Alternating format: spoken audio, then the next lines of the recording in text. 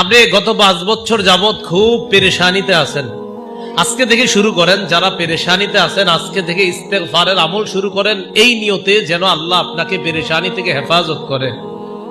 রাসূলুল্লাহ সাল্লাল্লাহু আলাইহি সাল্লাম বলেন, ইস্তেগফার যে ব্যক্তি পড়বে, ওয়া মিন কুল্লি হাম্মিন ফারাজা, আল্লাহ পাক রব্বুল আলামিন তাকে সমস্ত পেরেশানি থেকে মুক্তির ব্যবস্থা করে দেবেন।